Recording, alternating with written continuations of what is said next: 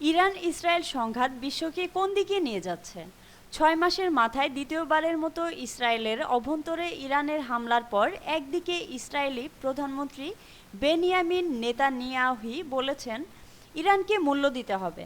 অন্যদিকে ইসরায়েল যদি জবাব দেওয়ার চেষ্টা করে আবারও পাল্টা হামলা চালানো হবে বলে হুঁশিয়ারি দিয়েছেন ইরান। হামাস হেজবুল্লাহর শীর্ষ নেতা ও ইরানের কমান্ডারদের হত্যার জবাব হিসেবেই মিসাইল হামলা চালানো হয়েছে বলে জানায় ইরানের রেভলিউশনারি গার্ড। বিদ্যমান দুই দেশ এবং তাদের মিত্রদের তৎপরতায় মধ্যপ্রাচ্যের পরিস্থিতি কোন দিকে যেতে পারে এই নিয়ে সচেতন মহলে চলছে বিস্তর আলোচনা।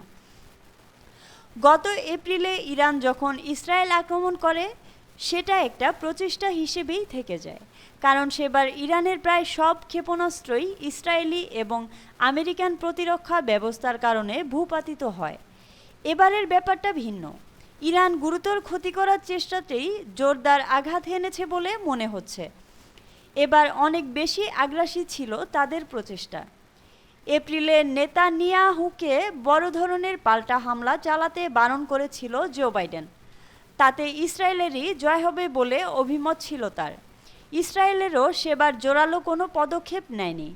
তবে গতবার ইসরায়েলের আন্তর্জাতিক সহযোগীরা দেশটিতে যেভাবে ধৈর্য ধারণের আহ্বান জানিয়েছিল, এবার ভিন্ন হাওয়া বইছে।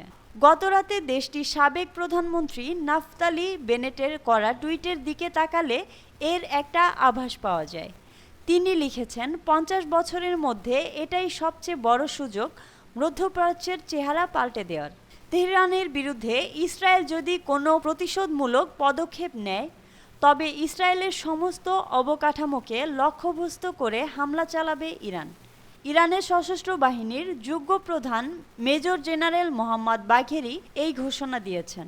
তিনি আরও বলেন যে ইরানের বিশেষায়িত সামরিক শাখা রেভলিউশনারি গার্ড কর্পস ইসরায়েলের বিরুদ্ধে ফের ক্ষেপণাস্ত্র হামলা করার জন্য প্রস্তুত। ইসরায়েলের এখনকার কৌশল হিসেবে দেখা যাচ্ছে একসাথে দুভাবে এগোনোর চেষ্টা।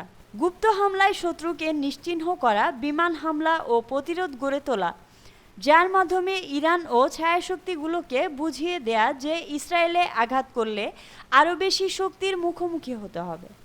তবে লেবাননের সম্মুখ যুদ্ধে ইসরায়েলি সেনাদের প্রতিহত করার দাবি করেছে হেজবুল্লাহ। জো বাইডেন ভূমধ্যসাগরে আরও সৈন্য পাঠিয়ে ইরানকে ইঙ্গিত করেছেন, যদি ইসরায়েলের ওপর আঘাত আসে সেটি যুক্তরাষ্ট্রের ওপর আঘাত বলেই বিবেচিত হবে। এসব কারণে যুদ্ধ ছড়িয়ে পড়ার শঙ্কা নিয়ে কথা উঠেছে। চলমান ঘটনা প্রবাহে তৈরি অস্থিতিশীলতা ও অশান্তির পরিপ্রেক্ষিত কূটনৈতিক সমাধানের সুযোগ একবারেই ক্ষীণ হয়ে এসেছে।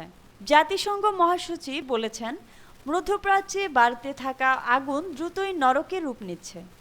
জাতিসংঘের নিরাপত্তা পরিষদের বৈঠকে এই মন্তব্য করেছেন তিনি।